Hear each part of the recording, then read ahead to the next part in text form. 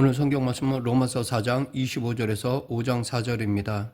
예수님은 부활의 첫 열매가 되셨고 우리도 예수님께서 재림하실 때에 주님과 같이 영원한 몸을 입을 것입니다. 그리고 오늘 말씀을 보면 사도 바울은 예수님의 부활이 가져온 또 다른 의미에 대해서 말하고 있습니다. 그것은 예수님의 죽으심과 부활로 우리가 하나님과 화평을 누릴 수 있게 되었다는 것입니다. 사람이 살아가면서 중요한 것 중에 하나가 관계입니다. 아무리 사회적으로 성공한 사람이라고 하더라도 사람들과의 관계가 좋지 못하면 불행하고 자신이 성취한 것들이 무의미해지기가 쉽습니다. 하지만 다른 사람들과의 관계가 화평한 사람은 그 삶이 즐겁습니다. 그래서 잠언 17장 1절에 마른 떡 한 조각만 있고도 화목하는 것이 제육이 집에 가득하고 다투는 것보다 나으니라 라고 하였습니다. 그래서 사람들은 서로의 관계를 중요하게 생각하고 좋은 관계를 가지기 위해서 애를 씁니다. 그렇다면 하나님과의 관계는 어떨까요? 이 세상의 그 어떤 관계보다 중요한 것이 하나님과의 관계입니다. 오늘 말씀에서 사도 바울은 우리 주 예수 그리스도로 말미암아 하나님과 화평을 누리자라고 말하고 있습니다. 즉 예수님이 죽고 부활하심으로 인해서 하나님과의 관계가 화평하게 되었으니 이를 누리자는 것입니다. 오늘 말씀을 통해서 하나님께서 이 화평을 만들기 위해서 어떠한 수고를 하셨는지를 살펴보며 지금 우리는 그 화평을 누리며 살고 있는지를 알아보겠습니다. 먼저 우리가 깨달아야 할 것은 사람은 하나님과 화평을 누릴 만한 존재가 되지 못했다는 것입니다. 로마서 3장 23절 모든 사람이 죄를 범하였음에 하나님의 영광에 이르지 못하더니 사도 바울이 오늘 본문에서 화평을 누리자라고 말하는 것은 그 전에 화평하지 못했음을 전제하고 있습니다. 사람들이 하나님과 화평을 이루지 못하는 것은 죄로 인한 것입니다. 사람들은 하나님과의 관계를 잘못 설정하고 살아갈 때가 많습니다.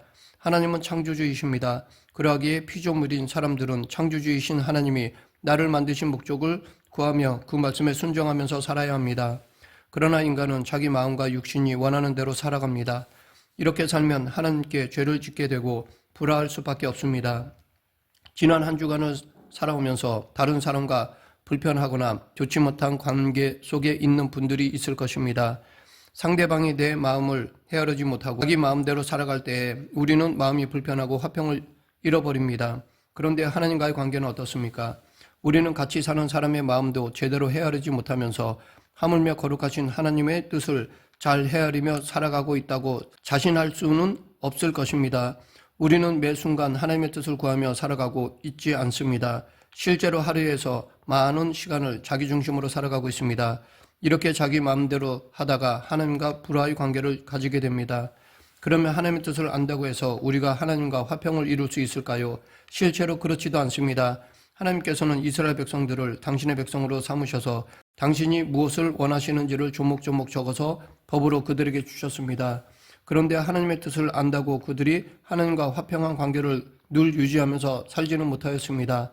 오히려 하나님의 말씀을 어기고 자신들의 뜻대로 방종하며 살아가다가 하나님의 진노를 받을 때가 많았습니다. 이렇게 하나님의 뜻을 안다고 할지라도 사람들은 그 말씀에 완벽히 순종할 만큼 온전한 존재가 되지 못합니다. 더욱이 사탄은 우리로 하여금 하나님의 뜻에 관심을 두게 하지 않고 세상에 관심 두게 함으로 지속적으로 죄를 짓도록 유혹하고 있습니다. 그리고 그 죄를 지으면 우리를 죄인이라고 정죄함으로 우리로 절망케 합니다.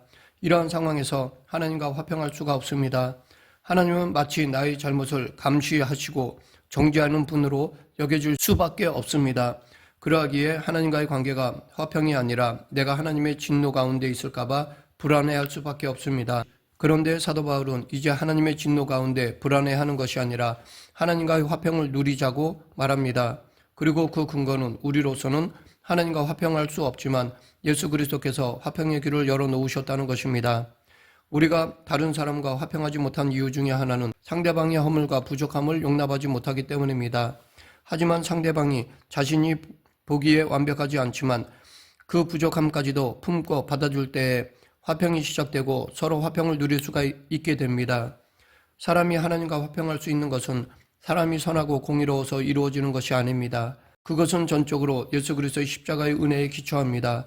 요한일서 1장 8절 9절 만일 우리가 죄 없다 하면 스스로 속이고 또 진리가 우리 속에 있지 아니할 것이요 만일 우리가 우리 죄를 자백하면 저는 미쁘시고 의로우사 우리 죄를 사하시며 모든 불의에서 우리를 깨끗게 하실 것이요 우리는 불의합니다. 그러나 우리가 우리 죄를 자백하면 모든 불의와 죄에서 우리를 깨끗게 해 주십니다. 예수님을 믿으면 사람이 갑자기 착해지고 의롭게 되는 것이 아닙니다. 하루아침에 우리의 언행이 천사처럼 변화되지 않습니다. 우리는 예수님을 믿어도 여전히 불의한 존재로 사람들과 불화하고 하나님과도 불화합니다. 그러나 로마서 4장 25절 우리를 의롭다 하시기 위하여 살아나셨느니라. 즉 예수님이 부활하신 것은 우리를 의롭게 하시고자 하심이고 이것에 근거해서 우리가 하나님과 화평을 누릴 수가 있는 것입니다. 그런데 여기서 말하는 의롭다는 것은 우리가 실제적으로 의로운 존재라는 것이 아닙니다. 의롭다라는 헬라어 디카이 오시스는 의롭다고 여겨주다라는 의미로 칭의를 의미합니다. 즉 실제로 의롭지 않을지라도 의롭다고 여겨준다는 것입니다. 곧 우리의 죄가 여전히 있는 존재이지만 예수님께서 우리의 죄를 다 지시고 그 죄값을 치르셨기 때문에 죄가 없는 사람으로 의롭게 여겨주신다는 것입니다. 그러하기에 하나님과의 화평은 우리가 선하고 의로워서가 아닙니다. 하나님의 전적인 긍휼과 자비와 사랑의 은혜로 우리를 의롭다 여겨주시는 것입니다. 이런 이유로 우리가 이 의를 누릴 수 있는 것입니다. 마틴 루터가 종교개혁을 하기 전 그의 영적인 상태를 보면 하나님에 대한 두려움 속에서 하나님과 화평을 누리지 못하였습니다. 그렇다고 마틴 루터가 자신의 즐거움을 위해서 죄를 즐기는 삶을 살았던 것은 아닙니다. 수도원에 들어가서 매 순간을 하나님께서 보시기에 기뻐하시는 죄 없는 삶을 살아가려고 노력했습니다. 그런데도 마틴 루터는 죄를 짓고 있는 자신의 생각과 모습을 보면서 좌절하게 되었습니다. 그리고 하나님이 그런 자신을 보실 때에 진노하고 계시다는 생각에 사로잡혀 두려워하고 괴로워하였습니다. 그러던 마틴 루터가 하나님과 화평을 누리게 되는 순간을 맞이하였는데 그것은 로마서 1장 7절의 말씀을 깨닫고 나서였습니다. 로마서 1장 17절 복음에는 하나님의 의가 나타나서 믿음으로 믿음에 이르게 하나니 기록된 바 오직 의인은 믿음으로 말미암아 살리라 함과 같으니라. 마틴 루터는 자신이 구원받을 수 있는 것은 자신이 선하고 의로워서가 아니라 복음에 기록된 대로 예수 그리스도를 통해서 내 죄를 사하시고 나를 의롭다고 인정해 주시는 하나님의 의로 인한 것임을 깨닫게 되었습니다. 마틴 루터가 이를 깨닫게 되자 그동안 자신이 하나님의 진노 가운데 있다고 생각했는데 이제는 자신을 향하신 하나님의 사랑과 은혜가 얼마나 크신지를 깨닫게 되었습니다. 그러니 하나님과 그 전에 경험하지 못했던 화평을 누리게 된 것입니다. 예수님은 마태복음 21장 31절에 내가 진실로 너에게 이르노니 세리들과 청녀들이 너희보다 먼저 하나님 나라에 들어가리라 라고 말씀하셨습니다. 예수님은 당시에 의롭다고 여겨지는 바리새인들이나 율법학자들이 먼저 하나님 나라에 들어가리라고 말씀하시지 않으셨습니다. 오히려 죄인인 세리와 청녀들이 하나님의 나라에 먼저 들어갈 것이라고 말씀하셨습니다. 아이러니하게도 죄인들은 하나님과의 화평을 누렸는데 의롭다고 여겨지는 사람들은 그렇지 못했던 것입니다. 이것은 아무리 의롭게 사는 사람이라 할지라도 자신의 의와 선함이 구원의 근거가 되지 못한다는 것을 의미합니다. 오히려 죄가 많든 적든지 간에 예수 그리스도의 대속의 은혜를 믿고 하나님의 사랑을 의지하는 자가 천국에 들어간다는 것을 의미합니다. 그러므로 우리가 의로운 삶을 제대로 살아가지 못한다고 할지라도 절망할 것이 아니라 그런 나를 용납하시고 화목하기를 원하시는 하나님의 은혜를 의지하며 더욱더 하나님께 가까이 하는 삶을 살아야 할 것입니다. 계속해서 사도 바울은 하나님과 화평을 누리는 사람은 하나님의 영광을 바라보는 즐거움을 누려야 한다고 말하고 있습니다. 2절 또한 그로 말미암아 우리가 믿음으로 서 있는 이 은혜에 들어감을 얻었으며 하나님의 영광을 바라고 즐거워하느니라. 사람들이 이 세상에서 바라는 영광은 자신이 영광된 존재가 되는 것입니다. 내가 이 세상에서 사람들에게 주목을 받으며 높임받는 것입니다. 그런데 사도 바울은 이 세상에서의 영광을 즐거워하는 것이 아니라 하나님의 영광을 바라보면서 즐거워하라고 말합니다. 왜냐하면 이 세상에서의 영광은 대단하고 화려해 보이지만 영원하지 않고 허무하기 때문입니다. 사탄은 사람들로 하여금 이러한 허무한 영광을 위해서 살아가라고 부추기고 결국 사람들이 허무한 존재가 되도록 만듭니다. 우리가 예수 그리스도를 믿는 것은 세상의 영광을 얻기 위한 것이 아닙니다. 오히려 하나님의 영광을 바라보면서 그것을 가치 있게 여기며 즐거워하는 것입니다.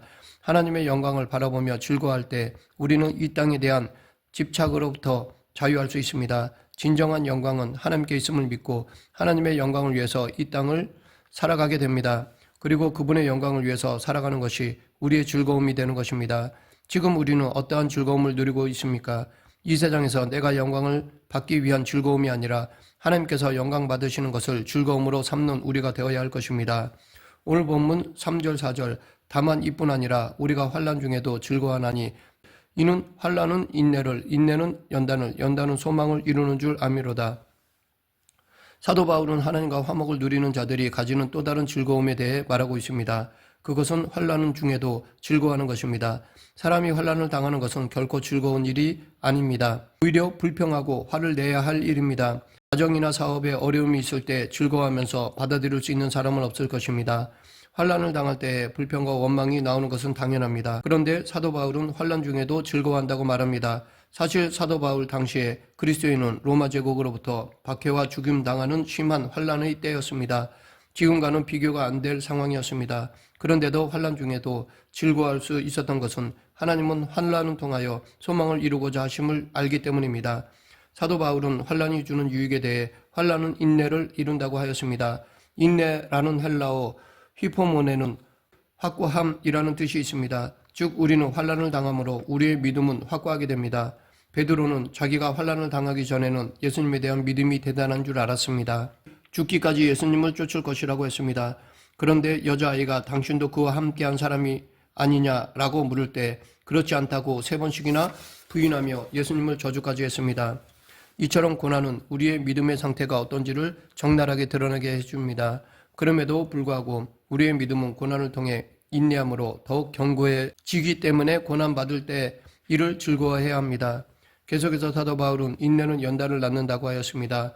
연단이라는 헬라어 도키메는 증거라는 의미가 있습니다.